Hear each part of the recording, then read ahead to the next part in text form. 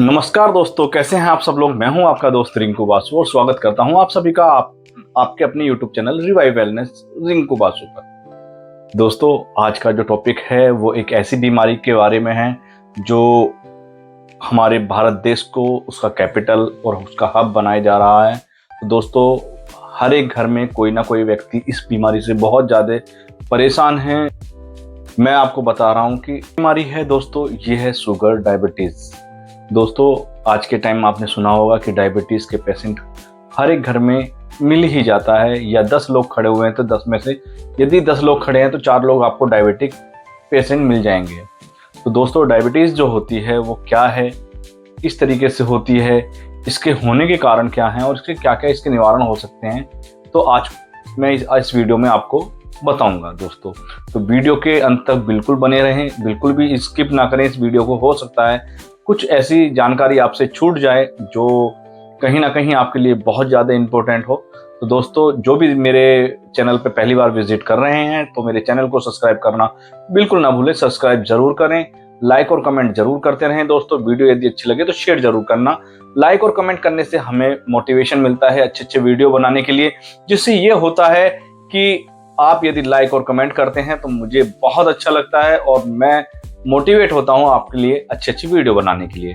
तो दोस्तों, चलते हैं वीडियो में आगे की तरफ। जैसे मैंने बताया कि आज का जो वीडियो है वो डायबिटीज के ऊपर है। डायबिटीज जो है एक ऐसी बीमारी है जो आदमी को अंदर से खाली कर देती है, खोखला कर देती है। उसके किडनी पर, उसके लीवर पर, उसके ऑर्गन्स पर, जो इंटरनल ऑर्गन्स होते हैं उन पे बहुत ज़्यादा इफेक्ट आता है। तो दोस्तों, पहले जानते हैं कि डायबिटिक होने के क्या क्या कारण है और क्यों होती है। डायबिटिक जो है एक ऑटो इम्यून डिजीज़ है। जब आपका इम्यून सिस्टम अपने ही किसी ऑर्गन पे या किसी ही सेल पे अपनी अटैक करने लगता है, उसको ही अपना दुश्मन समझने लगता है, तो ये ऑटो इम्यून कहलाता है। इस बीमारी में जो आपका इम्यून सिस्टम है वो आपके पेनक्रियास के सेल्स पर जो अटैक कर देता है, जिससे आपकी जो पेनक्रिया है वो इंसुलिन डिस्चार्ज करना बंद कर देती है। इंसुलिन हमारी बॉडी के लिए एक ऐसा हार्मोन्स है जो हमारे शरीर में, जो ब्लड में जो हमारी शुगर आती है, जो ग्लूकोज के रूप में रहती है, उसको बीटा सेल्स के अंदर उसको एंटर कराने का काम करता है।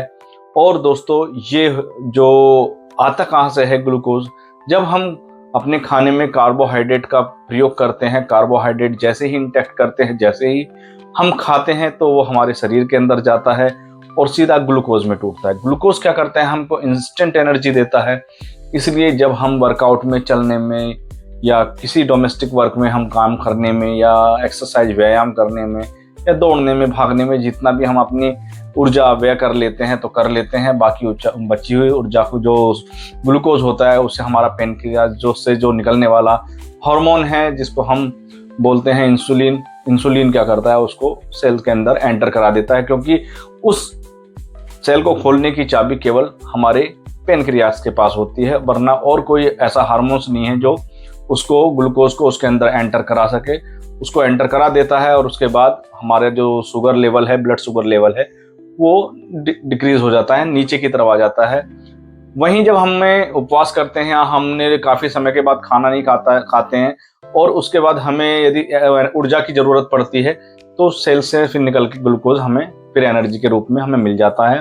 तो दोस्तों, यही क्रम चलता रहता है। लेकिन जब हमारे शरीर में इंसुलिन बनना धीमा हो जाता है, या कम हो जाता है, या बिल्कुल नहीं बनता है, तो इस जो प्रक्रिया को हम क्या कहते हैं, ये डायबिटीज़ कहलाती है। डायबिटीज़ जो होती है वो 3 प्रकार की होती है: टाइप 1 डायबिटीज़, टाइप 2 डायबिटीज़ और गैस्ट्रो में जो आने वाली डायबिटीज़ है।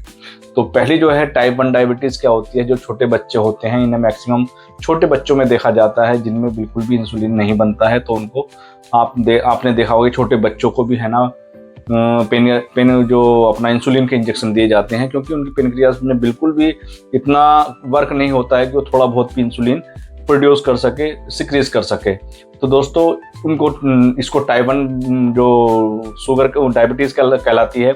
वहीं दूसरा आता है टाइप 2 डायबिटीज़। ये डायबिटीज़ है जब आपके शरीर में जो पेनक्रियाज है काम करना धीमे धीमे बंद करती है, तो जो आपके ब्लड में जो शुगर रिफ्लेक्ट होने लगता है और आपका जो पेनक्रियाज से होने वाला जो इंसुलिन है वो सिक्रीज नहीं हो पाता सही मात्रा में। तो आपके ब्लड शुगर में आपका जो ग्लूकोज दिखने लगता है, तो यही वो टाइप 2 डायबिटीज़ कहलाती है।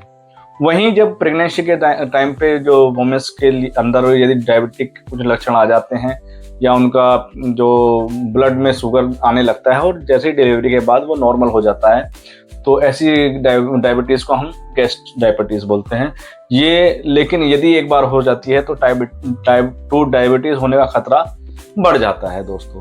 तो ये हुए डायबिटीज़ के बारे में कुछ जानकारी मैंने आपको दी। वहीं इसके जो कारण क्या क्या हो सकते हैं, कारण मैं आपको बताता हूँ। सबसे पहला कारण आता है हमारा लाइफस्टाइल। दोस्तों, पुराने ज़माने में जो आपने देखा होगा और आपने आसपास के नेचर को भी देखा होगा कि हमारा जो शरीर है वो नेचुरल चीज़ों से बना है और नेचर के साथ ही बना है।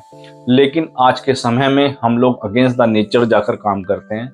जैसे मैं आपको बताना चाहता हूँ कि हमारा सबसे पहले ईटिंग हैबिट बिल्कुल हम लोगों की चेंज हो चुकी है।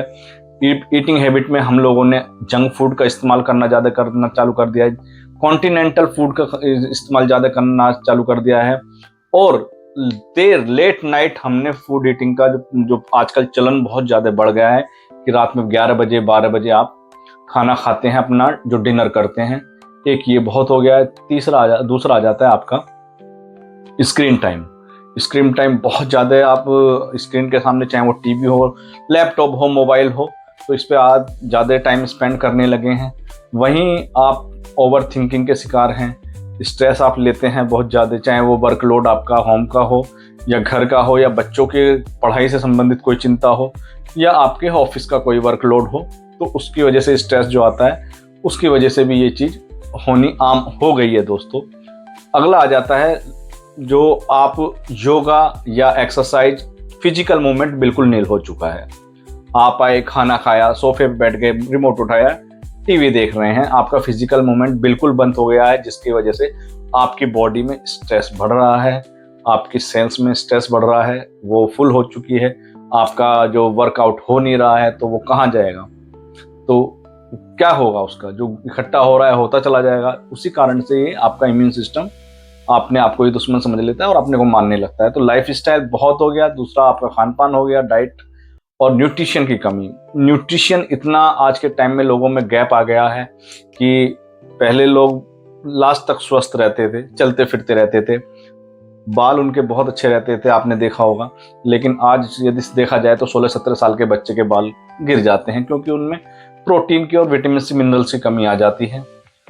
इसमें अगला जो कारण आ जाता है वो आ जाता है जेनेटिक रूप से भी। यदि आपके जो मदर फादर या आपके पेरेंटिंग टाइम में, मतलब आपकी मम्मी के तरफ से यदि किसी को डायबिटीज़ है या आपके पापा की तरफ से किसी को डायबिटीज़ है, तो आप ये मानिए कि आपको बहुत ज़्यादा सावधानी बरतनी है 25 ईयर्स के बाद, क्योंकि आपको ये चीज़ होने का खतरा लगभग 90% बढ़ रहा रहता है।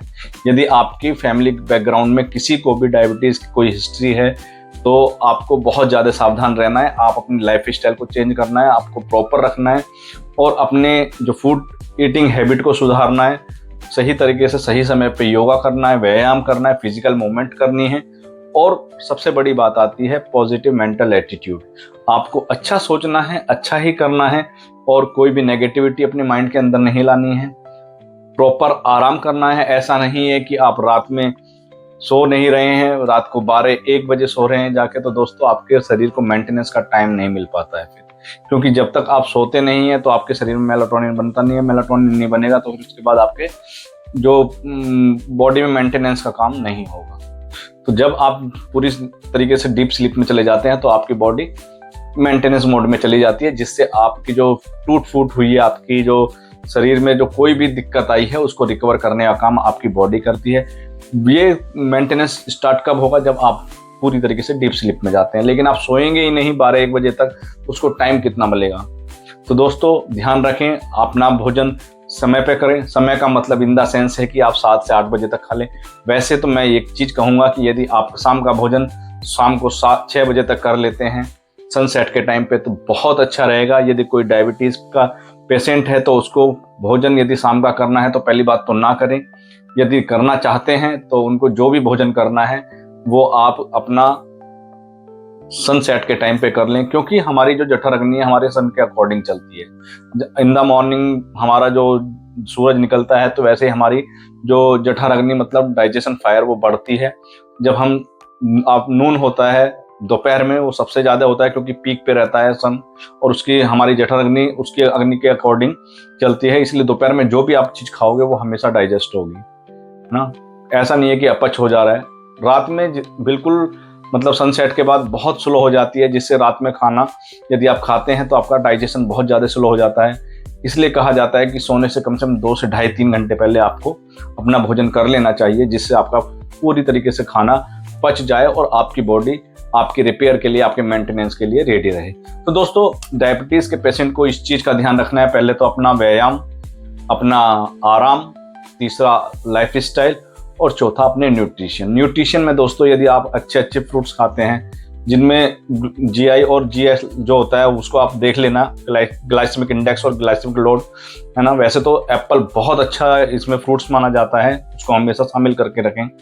दूसरा, इसमें जो और अच्छे अच्छे न्यूट्रिशन वाले फ्रूट्स, आप सीजनल फ्रूट खा सकते हैं। अपनी डाइट में प्रोटीन डाइट जरूर शामिल करें, क्योंकि प्रोटीन से भी एनर्जी मिलती है।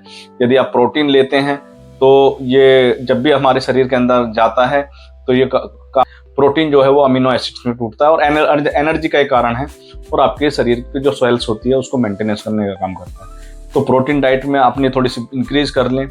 चीज़ें सब खाएं ऐसा नहीं है, लेकिन बस एक शुगर लेवल जो मैंने बताया ना, ग्लाइसेमिक लोड जो होता है वो उसका ध्यान रखें, किसमें कितना है, कौन से नंबर पे आता है, उसका इंडेक्स कितना है, इस बात को ध्यान में रख के खाएं। कोई भी चीज़ खानी है तो ज़्यादा मीठा ना हो, पका हुआ कोई फल ज़्यादा ना हो, है ना, तो खा सकते हैं। बाकी आप मिलेट्स खाते हैं यदि रोटी में, गेहूं के अलावा, तो आपको ये चेंज कर देना चाहिए, जिसमें आप रागी की रोटी खा सकते हैं, आप ज्वारी की रोटी खा सकते हैं, आप बाजरे की रोटी खा सकते हैं। तो ये आप इसमें चेंज कीजिए, गेहूं की रोटी को आप बदल दीजिए, क्योंकि इसमें आपको जो है गेहूं में ग्लूटीन होता है जो कहीं ना कहीं आपकी पेनक्रियाज को और आपके शरीर में थोड़ा सा नुकसान पहुंचाने का काम करता है। वहीं इसमें फाइबर बिल्कुल नहीं होता है। फाइबर जो होता है एक शुगर पेशेंट के लिए बहुत ही इम्पोर्टेंट इसेंशियल्स जो है ना न्यूट्रिशन है ना, माइक्रो न्यूट्रिएंट है, तो वो बहुत ज़रूरी होता है जो हमारे गेहूं में नहीं मिल पाता है। वहीं बाजरे में सबसे ज़्यादा फाइबर मिलता है और ज्वारी में सबसे ज़्यादा फाइबर मिलता है हमें, और रागी के अंदर भी फाइबर अच्छी मात्रा में मिल जाता है। तो दोस्तों, खाने के बारे में ये चीज़ थी। डायबिटीज़ है, इसे घबराएं नहीं, इसे कंट्रोल किया जा सकता है, दवाइयों पे डिपेंड ना रहें, और एक बार यदि दवाई आप ले रहे हैं तो इनको धीरे धीरे आप कम कर सकते हैं अपने लाइफ स्टाइल को सुधार कर, अपने आप को सुधार कर दोस्तों। तो इसका केवल एक ही इलाज है, अपने आप को सुधारना है, अपनी लाइफ स्टाइल को सुधारना है, अपने खाने को सुधारना है और फिजिकल एक्टिविटीज को बढ़ाना है। तो फिजिकल एक्टिविटी में आप कुछ भी कर सकते हैं, योगा, जुम्बा, डांसिंग, वॉक, जब भी जो भी आपको अच्छा लगे वो आप कर सकते हैं। बस आपका फिजिकल वर्क होना बहुत ज़रूरी है। आपको सोफे पे नहीं बैठना है, एक जगह बैठे हुए नहीं रहना है। तो दोस्तों, यदि वीडियो आपको अच्छी लगी हो डायबिटीज़ के ऊपर, तो आप इस वीडियो को लाइक शेयर करना बिल्कुल ना भूलें, और आप मेरे चैनल को भी सब्सक्राइब जरूर करें। तो मिलते हैं अगले वीडियो में, तब तक स्वस्थ रहिए, खुश रहिए।